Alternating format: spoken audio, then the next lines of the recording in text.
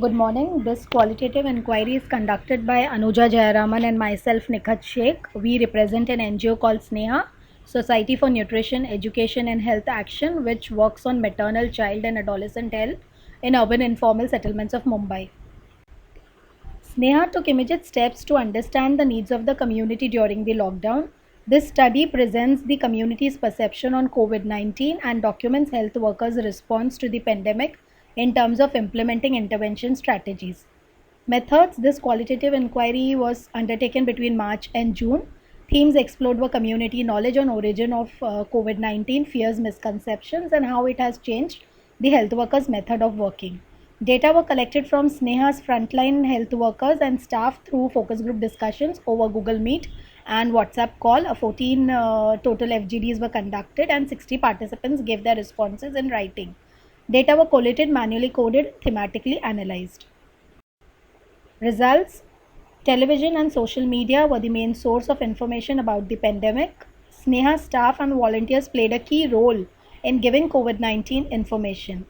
Coming to the perception of the community on COVID 19, the study found that the initial community response was one of panic, which stemmed from their lack of awareness. But as the information was pumped in, communities were found to be aware of the COVID 19 situation. Their knowledge about the disease was centered mainly on the symptoms of the disease. They were aware of basic precautions and the virus spreading from person to person. However, the perception about the severity of the disease varied across different geographical areas and age groups. Some perceived it as life threatening, while others considered it like any other disease. Fears expressed. News of death in the community created an atmosphere of fear and eventually more acceptance of the disease. The community equated the disease to untouchability, giving rise to social stigma. As due to this, people stopped disclosing their status. They feared going to government hospitals and getting quarantined. The study found that the threat of getting infected was a major reason for migration to villages. Initially, people who traveled to India from abroad were the main carrier of the virus, and the community reported that the government could have proactively checked on them to prevent the spread of disease. Community reported practicing hand washing, using masks, and maintaining physical distancing, but adherence to these preventive measures remain a big challenge for people living in urban and informal settlements where water for basic needs is in short supply and space is a constraint. People with no symptom will not spread the disease was a prevalent misconception. Indian immune system is much stronger than the West, so nothing will happen to them. जिसकी immunity power अच्छी है उसे कुछ नहीं होगा. Only elderly and children will get infected. One theory was that the virus would not survive in hot temperature. The Thalipjana initiative was taken seriously based on the hope that the sound will drive away the virus and the community will be safe. Community members reasoned that God had cursed this planet with the virus. Some felt it was a third world war between God and human beings.